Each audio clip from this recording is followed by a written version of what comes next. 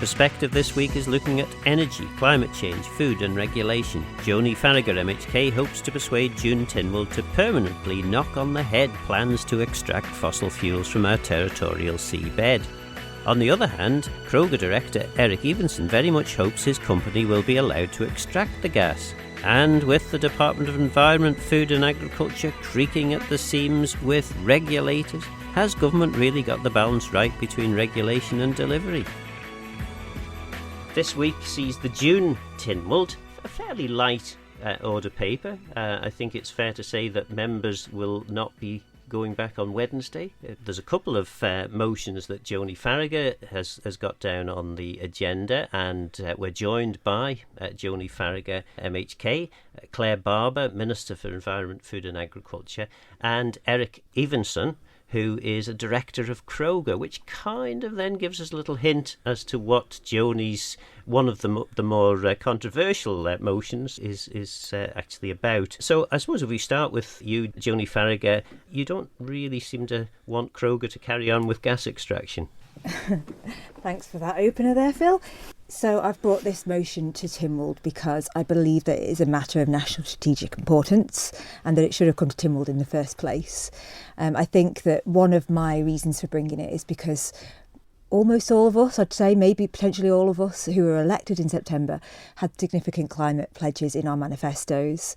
So therefore we know that it is there's a mandate for climate action, and we also know that it is a big issue for the electorate. So I feel it's important to have an open debate that's on the record in public over this issue, where we are going with our energy in future.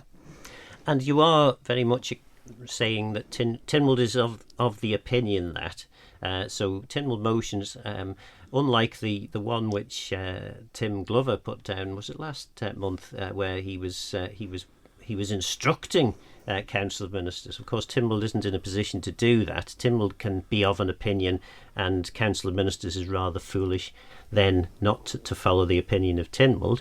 But you can't really instruct through these motions, can you? Well, no, not really. That's hence that I have put down that Tynwald is of the opinion that, and that's really what I'm trying to pull out here is what is the opinion of Tynwald? Do we have a genuine idea of what the opinion of the public is?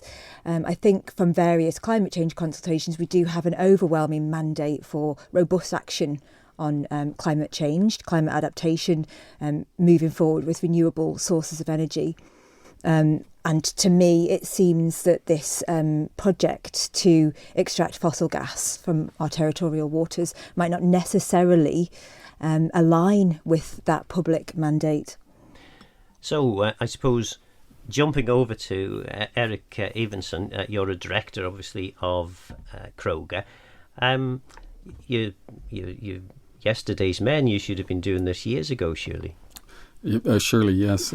I can understand what Joney is saying, though. I mean, the licence was issued in 2019 and would have been debated and discussed in the previous government or parliament. And it is always good to actually have transparency and get out into the public what's going on. What had happened now is that we simply got an extension to one phase within the licence, and the licence has always been to 2048. But from Crogga's perspective, if there's any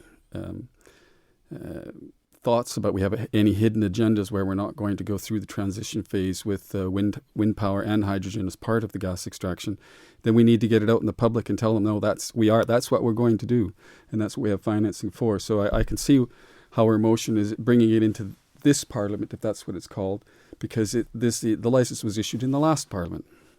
And I rather cruelly, the last time we were mentioning this, suggested that Council of Ministers had granted this extension purely because it was the easiest way to knock the whole thing into the long grass, because at the time the general view was that Crogga didn't have the funding to proceed, and this was just going to gradually disappear under a bush and wither away. Presumably, Eric, you have a different view. Well, yes, I have a different perspective, different view. The development and the extraction from the gas field is the base load for our power generation in the future. And as we put in the wind towers and then start to generate hydrogen, that we're actually going down the IEA's path to coming to 2050 and being carbon neutral or carbon negative, right? And so the fact that it's just extracting gas, and we've heard things in public like fracking and all that, that's just noise. What we're actually doing is going down a transitional path, right? And when it comes to funding, well, that has really gotten very simplistic in the last little while, because if you see the energy crisis that's developed in the world and the spike on that energy crisis that the Russian attack on Ukraine did, it's just getting worse. And the other side of that is if you look at the IEA's pathway, we should have, around the world, I'm not just talking about the Isle of Man, but around the world, have been putting in much more renewable powers and renewable technologies than this has progressed so far today. And so, I mean, from Crogga's perspective, we want to show that a small jurisdiction like the Isle of Man, with the resources that we have here, with the gas, the wind, the sun, we can actually transition properly and successfully. And then we can actually show other smaller nations that aren't getting money from the big nations like they're supposed to through the COP26 process, how they can replicate that process in their own jurisdictions and be a success themselves. Joney Faragher, then, that doesn't seem unreasonable, does it? Sure. I mean, I guess what I'm trying to do here is to ensure that we go into this project with our eyes open and with all of the facts, because with all due respect to Eric, obviously he is approaching this as a business person, and he there's a vested interest there in terms of profit making. I don't have any vested interests. I just want the best for the island and for my children and for my future grandchildren. That is the only reason. That is the only axe that I have to grind, is actually what is the right thing to do. We have seen in this administration several financial red herrings, and I don't want us to be lumbered as an island with a project that is a stranded asset. And as far as the science goes, the General Secretary of the United Nations has said that pursuit of new fossil fuel projects is moral and economic madness. So not only is it morally wrong, but economically speaking, there is no future in it. That is what the science is saying. That's what the United Nations are backing them by saying. So I just want us to have all of the facts before we actually take this decision, which is a big decision in terms of our future strategy. And Clare Barber, it's difficult for you to comment, I know, because Council of Ministers has to make various decisions at different points on with regards to licences and various business-related things. But I suppose on the one hand, you're Minister for Environment, and climate change has to be top of your list of important things to try and prevent. And on the other hand, you are a member of Council of Ministers at a time when we have a massive cost of living problem and depleted resources. So I can see how it might be difficult for you as Minister to reach a conclusion as to what you would support. Yeah, I mean, I think what's interesting is that energy strategy sits within DEFA.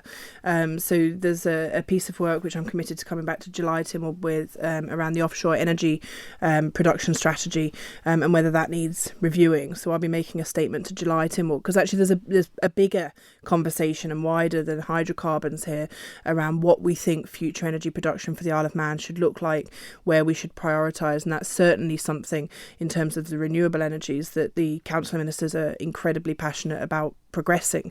And there's a number of things around the capacity that we have with the grid, as well as where we go in terms of private or public investment in renewable energy.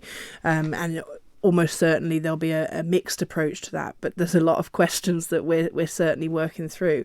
In terms of the climate change debate, I think for me there was sort of a very clear delineation between a legacy licence, something that had already been issued, and whether we would start going out now saying, come and have a look at all of our territorial waters and see if you'd like to go digging for gas or oil. And I think they would be very different conversations, obviously on balance. And I think it's interesting, both Joney and I got elected in Douglas East, and yet we had quite a different approach to this, both in hustings and on the doorsteps. And I think I was more of the opinion that if the climate change carbon emissions could be managed within the project, that actually I was comfortable with it progressing, which is ultimately one of the conditions that's been placed on the project. Eric, obviously this is only going to go somewhere if Crogga can actually fund it. And to a certain extent you've been stymied in as much as there was the would you or wouldn't you get the extension to the licence for exploration? You've now got that licence, so presumably work has been ongoing since then to try and ensure that you have got the funding to keep this project alive. Yes, and we do have the funding to keep the project alive, and we do have several large institutional investors that are willing to invest in Crogga through the entire process. We'll be putting an £800 million investment into the Isle of Man. The political, as you were saying, the license, getting that extension approved in the license was quite critical to giving confidence to investors that the project was going to go ahead. Because if we were stopped in the middle of a license by something, what we would in the energy business consider a small consideration, something that would take 2 weeks in the UK, for example, that draws their confidence down, thinking, maybe this is going to be a bit too difficult and take too long to put through. But the funding side is going very well at the moment. That's about all I can say on it at the moment. And I suppose the horrible situation that's happening in Eastern Europe at the moment, in Ukraine, is playing a little bit into Crogga's hands, because it is demonstrating the fragility of the supply of the energy source that we are most reliant on. It is. I mean, renewables are variable, and we still don't have the technologies today to provide what I call a base load, was what gas is doing for us today. So when the wind doesn't blow and the sun doesn't shine, the Ukrainian thing highlights it, but it's not the basis of the energy crisis we have today. The basis of the energy crisis we have today started in July 2020, when the IEA report came out in May 21. It was made based on facts and statistics prior to that, where we had a very serious drop in our consumption. After that, of course, COVID went away and consumption went up tremendously. I was watching a debate in the House of Lords in the UK a couple of days ago. And yes, we need to kind of wean ourselves down a little bit on the way we use hydrocarbons and move on to renewables. But it's a strategic national interest to have energy security. It's also in our national interest for our economy to have a robust economy that is going to have several different aspects to it instead of the fairly narrow ones we have today. You know, if you think about in the hustings meetings, there was a lot of talk about young people having jobs and being able to afford houses on the Isle of Man. Think of the well-being of our young people that can go across to the UK, get a degree, and come back to the island and work in the technologies that they've studied on with a very, very nice wage, so that if they combine themselves together, they can buy a house. I mean, this is actually it's supplement, and it's almost, I don't want to use the word detrimental, but it is an economy that we will produce that starts on day one, from the day we first start investing the first £1 of the 800 million. It starts then. I was in Norway during in '79, etc., when that economy grew so fast, and of course they're social democrats. But what they did is they spread the investment and the different technologies that the energy industry use all around the coastline. Those technologies create an export market, because they're not just creating them for the energy industry. There's technologies, manufacturing, etc., that can be used and be exported abroad to other jurisdictions for other types of industries and manufacturing. So it's all kind of a round ball of what do we do to move the Isle of Man ahead, not only have the strategic national interest of energy security, but also our economy, our political security. All of it's wrapped around this, because it is such a huge addition to our economy in the future. But of course, this is a great selling point for an argument being put maybe 10, 15 years ago.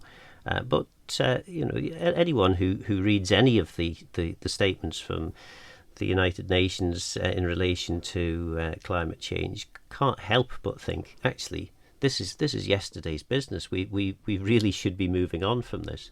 Yeah, that's kind of an unusual perspective when you think about it, because the world's energy experts and research developers, etc., management, they're in the energy companies today. And those energy companies are transitioning the same way as Crogga is going to do a transition, so that the energy companies of the future may not look like what you see today with coal and oil, because that will most likely slowly but surely disappear. But even if you look at the IEA's pathway, it's still gas, hydrogen, ammonia. It's just lengthens out the value of the resource over a longer period of time. Crogga's not going to have any abandoned or stranded assets at all. But the general view is we shouldn't be extracting fossil fuels anymore. We shouldn't be looking to new reserves to extract. Well, the general view of who? Well, that seems to be the view that's coming out of the United Nations. Of some parts of it, and there's other parts of the world that have a different view to that. I think the views, if you took today's views, considering the crisis that we're into now and the fact that we have so many people in fuel poverty, that view doesn't make sense. And we have to look towards our own people and our own nation, not towards what everyone else is doing, because in the end of the day, our carbon footprint is minuscule. So we need to protect ourselves and grow ourselves to get where we need to go to carbon neutrality.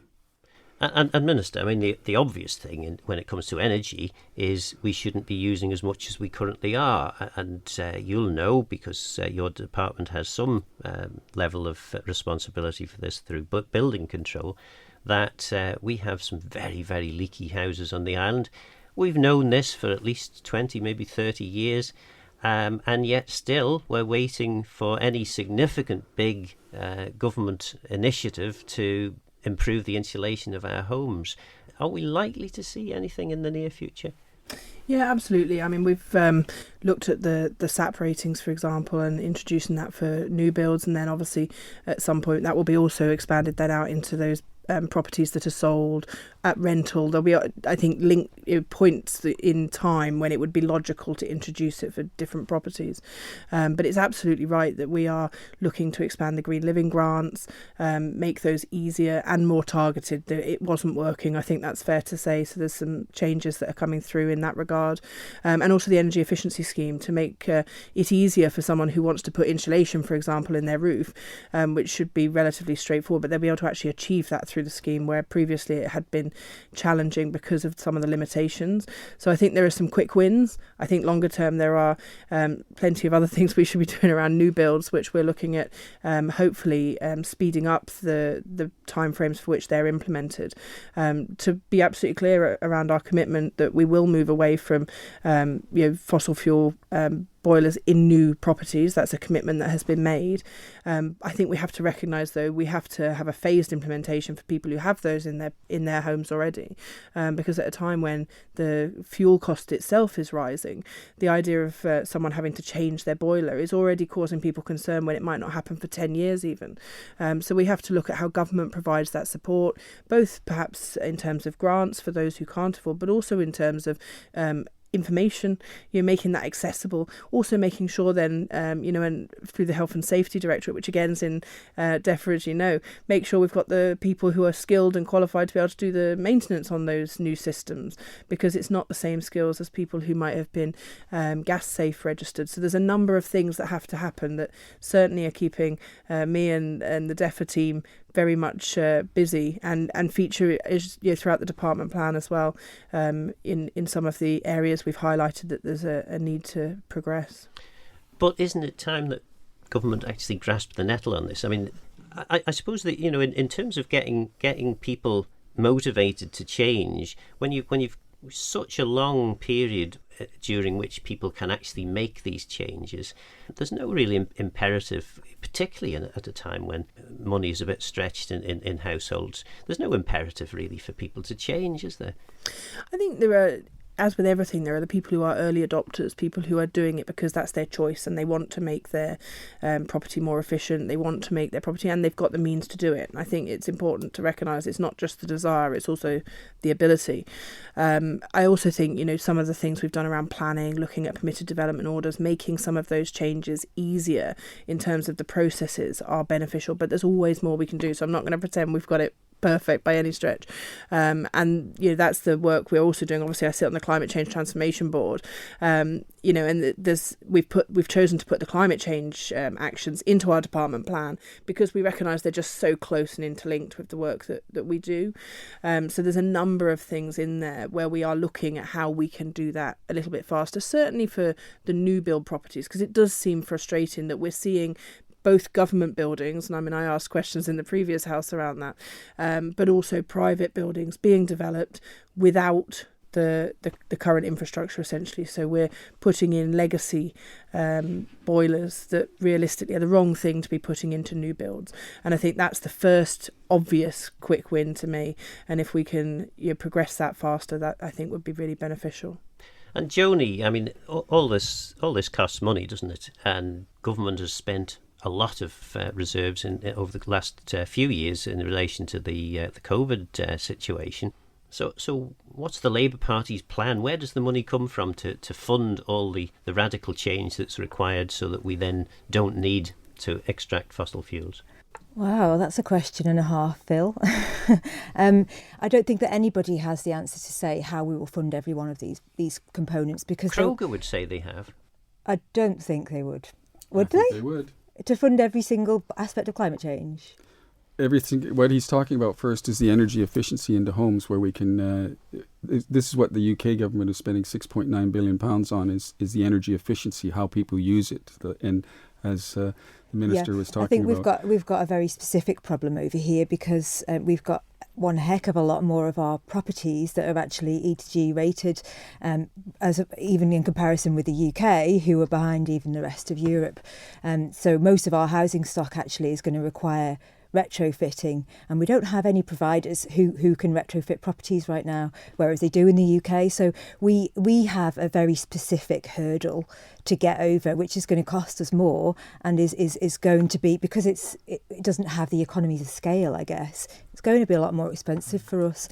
One of the things that we have advocated in the past is Green New Deal principles and Green New Deal philosophy, which would obviously be I think in terms of, we were talking earlier about demographics, it would attract younger people here, far more so, I guess, than pursuing old fossil fuel industries would do. If we were actually being quite innovative and looking at adopting Green New Deal principles, that would be very attractive to young people. So what are those principles? Well, do you know what? The Green New Deal is actually a very, very broad set of principles that it would take a whole programme to explain. But primarily speaking, what you're looking at doing is upskilling existing sectors, people who work in existing sectors, to provide the new technologies that we will need in the future to transition over to sustainable projects and sustainable technologies.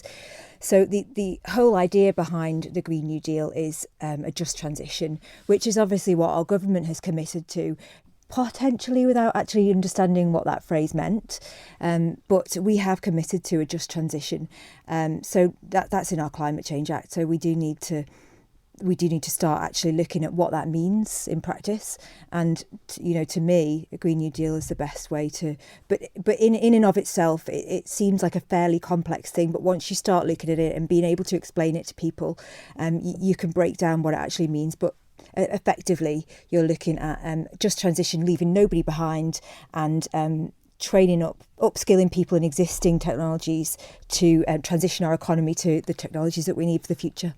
And Crogga would suggest that substantial revenues will come into the government, and as a result of those substantial revenues, the Minister here and Minister for Infrastructure will have more funds available to be able to retrofit and change the whole energy system. Surely that's something that you're trying to effectively say, no, we're not going to have that. We're not going to have that money. And if you're getting rid of that money through your motion, there must be an alternative, surely. Yeah, well, exactly, kind of like I've just outlined, really, because I'm not saying let's get rid of that money. I'm saying let's generate that money via a future-proof method, which would be Green New Deal. Okay, so how does that generate the money? Because that's the bit I'm not. I mean, you can see because it is exactly the same way that Eric was discussing earlier on, that we would be making our economy more robust by creating new roles and creating new jobs. That's exactly what a Green New Deal would do. So the reason that it's called a Green New Deal, it is a British idea in the first principle. It was developed in Britain, in the UK, but it's become known as the Green New Deal because it is effectively based upon not based upon, but it has the same impact as Roosevelt's New Deal for following the Depression. So what he was looking at was revitalising the economy by creating lots of new jobs, and it worked. So this is just a kind of updated, modernised. Let's transition our economy at the same time as addressing inequality, at the same time as making sure that we don't leave anybody behind. So those are the principles of the Green New Deal, and apart from it being a sort of effective tool anyway to transition our economy from where we are to where we need to be, it would actually be innovative, and it would therefore attract the younger demographic that we so desperately need. So I suppose from a Crogga perspective, we know that if Crogga is successful and extract gas, government will receive potentially substantial revenues by way of taxation and fees and the like.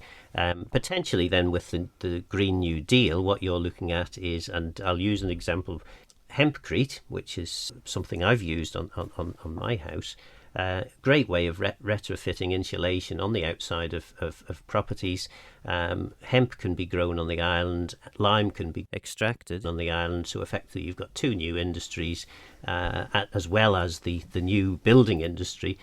So that's the kind of thing presumably you mean by way of a Green New Deal? Perfect example, yeah. Hempcrete would be something that we could actually do ourselves, and therefore we would be looking at a higher level of security, not just energy security, but actually production as well of that, which how much more future-proofed can we get than that? And that's what we need to be looking at. We genuinely need to be looking at the big picture here and saying, how is the world going? Not just us, but what direction is the world heading in?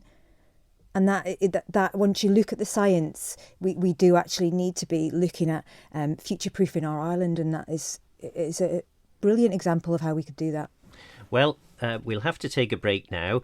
After the break, I hope the Minister's well prepared, because I'm going to grill her on the Department of Environment, Food and Agriculture's new department plan. So we're talking to Joney Faragher MHK for Douglas East, Clare Barber MHK for Douglas East, but also Minister for Environment, Food and Agriculture, and Eric Evenson, who is a director of Crogga, among many other things. So Minister, your department then, it's a good plan. There's lots there. I suppose the first thing that struck me when I looked at this plan is that the department does an awful lot of regulation and what I suppose many people might see as peripheral stuff, but the real core functions of the department, of any government, I would say, is to make sure that we've got secure food sources, secure energy sources, secure water sources, and secure housing. 3 of those are covered by your department, but you could have been forgiven for missing them in the department plan, because there's so much else that the department appears to be doing. Is this the symptom of the illness that has struck government, that we just take on far too many things, and then the core functions seem to sort of get left to one side? I think it's interesting actually, because DEFA always, I probably regret saying it, but almost flies under the radar a little bit in terms of the scale of what actually happens in the department. I mean, you'll know that, Phil, from your time in DEFA. I used to love it when someone would ask me a question. I think, go on, please ask me a question. Yeah, it's a strange thing, because we do get an odd question, but does other departments get significantly more? And I mean, the officers are obviously going to shout at me when I go back, and they'll be like, we're going to get loads of questions, and we haven't got the time to do them all as for everything else. But I think there is something around that we wanted to lay out just the scale of what the department's actually doing, not just on land, of course, but also in the marine environment. With the territorial water taking up 86% of our overall area, and there's all sorts of exciting projects going on around blue carbon, marine spatial planning, things that we'd like to do there to look at the opportunities that our territorial seabed offers, and some of that that then, is very much us working with the Department of Infrastructure, because they hold the leasing responsibility there. But I think that was the sort of first part of the plan, was just to try and lay out the scale of it. But I think it's interesting the point you make, because one of the things we've spent quite a lot of time working through in the department since myself, Clare and Michelle have been there and working with the officers, is actually just looking at what it is the department does and why it does some of that stuff.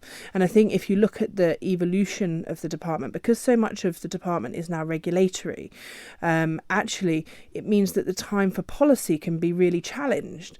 And I think it's interesting. I've obviously spent a lot of time talking to farmers, and wanting to really understand the challenges that the farming sector face. And one of the things that's been said to me by quite a few people is, back in the good old days, we used to get people from DEFA would come out and they'd talk to us about what we could do, and they'd give some advice and talk about different funds we might be able to access, and talk about the policies that are going on. And now if someone from DEFA turns up, people panic because there must be something that's gone wrong. And I think that really plays to the fact that we are really focused on regulation, and I think somehow we need to find a way to regain the balance and to make those relationships more positive again, which I think it's fair to say they haven't been for a while. But equally, I think when you look at how some of these things have come about, and a lot of it comes around from Tynwald debate, where someone says, there's a problem here, so what do? We regulate, we put regulation in. And I think, in the purest sense, it's the right thing to do, and I think we understand why it's come about. But inevitably, if you've got 10 people in a team, the more regulatory function you put on that team, the more you detract from their ability to spend time on policy and the positive work that had previously happened. I think that is a result, essentially, of a far more regulated world that we all live in, and we need to find a way to find a middle ground, I think it would be fair to say. And potentially, actually, the question that is down for you on this week's Tynwald question paper is a great example of this, that what really needs to happen is people need to be employed either by the department or perhaps from volunteer groups to go up and ensure that the routes across the uplands actually have decent drainage to stop massive big ruts occurring when people use the uplands, and whether that be motorbikes or whether it be push bikes. What's the modern word for push bikes? Those fancy off-road bicycle things. You're so busy regulating stuff that there's not enough resource left to send a man up with a shovel to sort of cut a few and it's drainage interesting routes. that you use that example, because obviously I'll be giving an answer about the green lanes on Tuesday, but I think one of the things that's come out from conversations early on is we could regulate it more. Something's been looked at before. Are there some technological solutions? Are there way people have to take a license if they're going to be off-road motorcycling, for example, so that we've got an idea of who is riding in places when they're riding where they shouldn't be. So it's, again, are we inadvertently walking into a trap where it feels like the easiest solution is to prevent people doing the thing that's causing the damage, when actually maybe we should, as you say, be sending more people out to maintain, to mean that when they are used, it doesn't cause the damage. I'm not going to pretend I've got all the answers, Phil. Well, no, I hunted for some years and never found all the answers. So. It's one of a number of examples, though, of that conversation as to how you best manage a situation. And planning, of course, is another great example of this. We've got some very clear planning rules and hardly any resource available to actually enforce the planning rules. Yes, again, no, interestingly, so in July, Tynwald, I probably should come back for July maybe. Well, you're always welcome.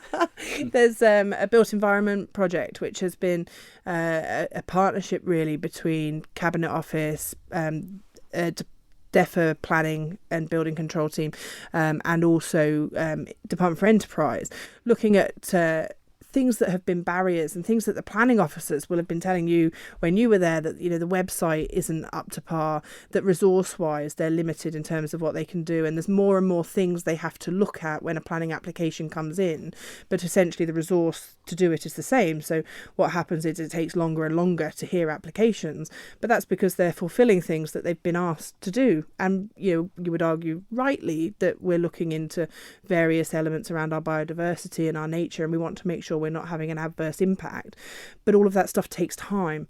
So that project is looking at how we can both improve the interface with planning, really free the planning team up to do that work that they are trained and skilled to do and that they want to do, and make it work better for them and for the service user.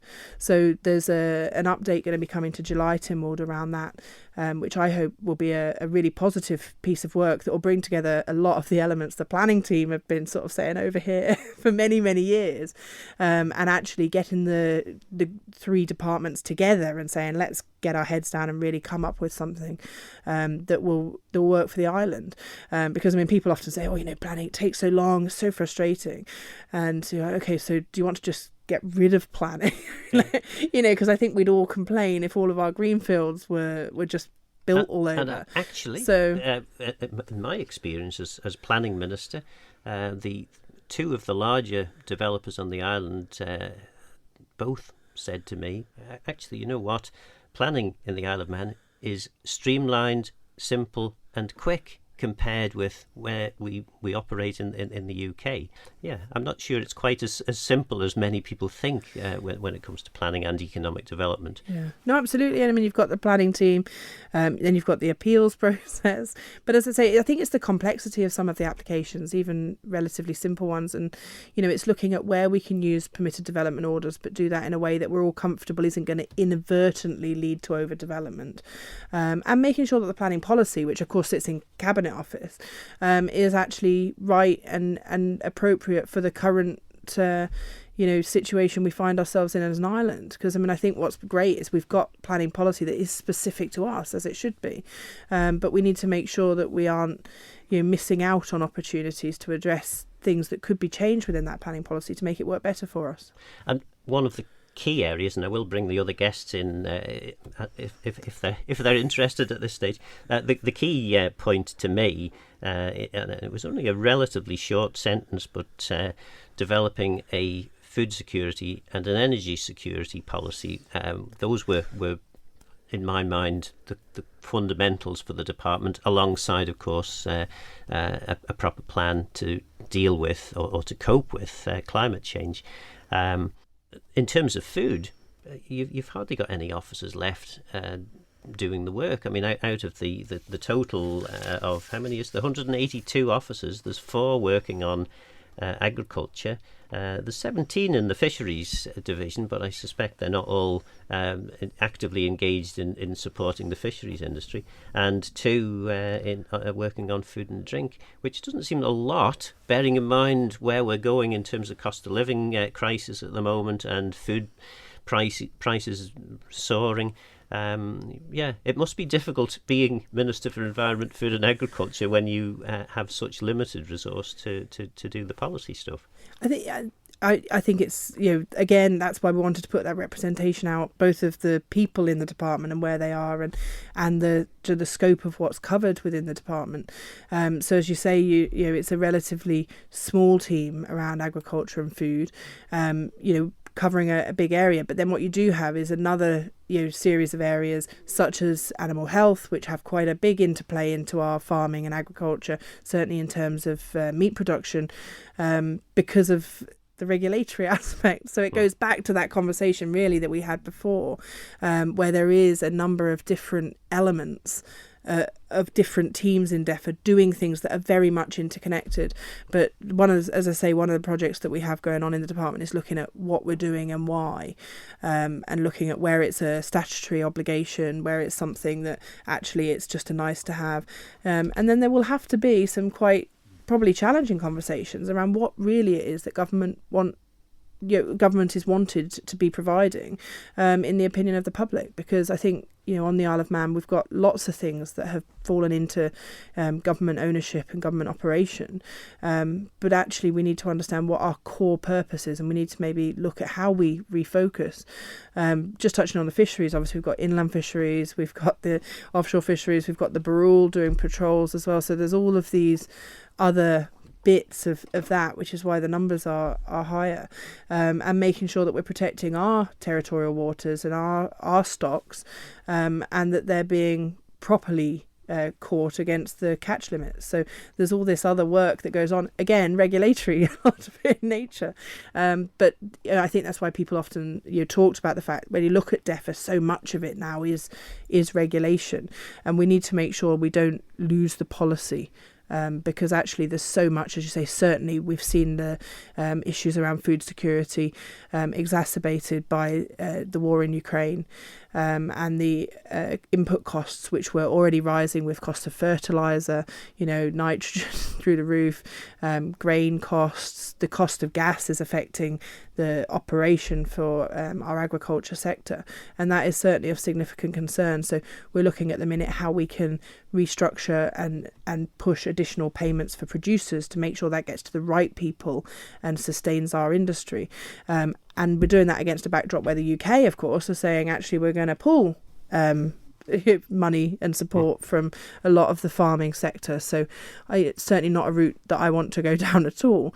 I want to make sure we're continuing to support that. And I think, as you say, it's so much more important almost, that food security, when we are a small island nation. So it's looking at areas where either we need to be self-sufficient, other areas where perhaps in an emergency we could change production slightly to give ourselves the security we're looking for. And in some areas that's about looking at how we secure the import routes, because there are some things we simply will never produce on the island by virtue of our climate and so forth. And Joney Faragher, I mean, obviously from a Labour Party point of view, traditionally perhaps the Department for Environment, Food and Agriculture and its forerunners over the years haven't really attracted much Labour Party interest, because on the whole it's you've been more interested in things like social housing and ensuring that people can afford to live, and yet we've got those two big items now that are causing many people, particularly people on lower incomes, great problems, food and energy. So is this, is the Labour Party's focus starting to switch onto this department at all? Well, I guess you could say that because the Manx Labour Party, just like all Labour movements, has always been keen on pushing the angle of we need to act on the climate science. I was originally elected as the Green Issues Coordinator in the Manx Labour Party 2017, 2018, I think that was, and that was my original role in the Manx Labour Party. And then I've moved on to being elected as a leader now, but I've always had quite a strong interest in what is actually happening with human interaction with our atmosphere and how that's changing our world, our earth. And so I think that's probably the area in which, as you say now, and rightly so, it is impacting upon food and energy security. Both of those, though, are completely inextricably tied up with climate change as well, and will never be torn asunder. So that they are in areas that if we look at the science, we do need to act upon both of those, and robustly and urgently, actually. And that's not, I don't think that's something that very many people would argue with, but for sure is a strong aspect of our manifesto, and was for the general election as well. And certainly when it comes to mitigating against the impacts of climate change, the agricultural industry and indeed the fisheries industry to a certain extent have the ability to help influence policy. 80% of the land on the island is owned and operated by farmers. Much of the rest is in government ownership.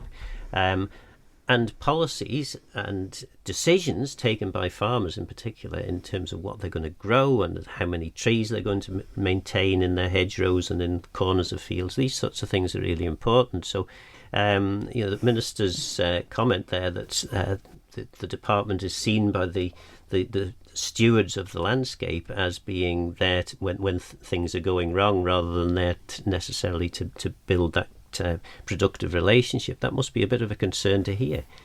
Yeah, I guess so. It is, but we certainly have got the right person in the role as minister, in my view, and I think that that's heading in the right direction. But I do obviously agree with you that the custodians of our land, I suppose, 80% being owned by farmers, that is a big area to tap into. I know that the National Farmers Association in the UK has its own net zero target, which is very ambitious actually, and we don't have that over here. It might be something for us to kind of aim towards, because actually the farmers in the UK have a more ambitious target than the national target. So that's something that we maybe could look into, and I do think that there's a huge role that they have to play, and that we do need to be actually having those dialogues and being open with each other about how we can move forwards and accepting that role of the farmers, because it's an important one. And Eric, I suppose your interest from a Crogga perspective will be in relation to the department's requirement to produce energy policies and proper strategies to cope with climate change. Have you a view on the department's role, the department's engagement, from what we've heard so far from the Minister? Our initial contact and involvement with DEFA is to do the environmental studies that we need to do prior to going out and doing the activities offshore. But on the other side of the coin, if you have a reliable, I won't say cheap, but reasonably priced and price-capped energy, which can provide a reasonably priced energy to the farmers and to other people who are trying to produce the food, plus some of the new technology that's coming where we're going to perhaps start to run tractors on ammonia and be able to produce that ammonia here on the island with the same carbon footprint as if we produce the hydrogen with wind power, you see. So the other side of the coin is that all of these things need money. And Crogga knows from its 2D seismic that there's 10 billion therms of gas out there. And gas, let's say, is just pick a figure. It's pretty volatile right now, but at £1.50, so we have around 15 billion pounds of resource out there, which the government is going to get over half, and then they're going to get 20% VAT on top of that, and it's going to provide funding to be able to create these things, create the new Green Deal, create the other industries around the periphery of having a robust economy. And when you say it's going to get half of 15 billion, 7.5 billion, that sounds like a very confident statement. It is very confident. We know from the 2D seismic and the previous drilling out there that there's 10 billion recoverable.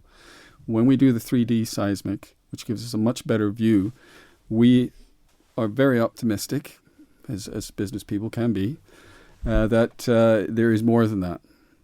But that's just part of the picture. That's the gas side.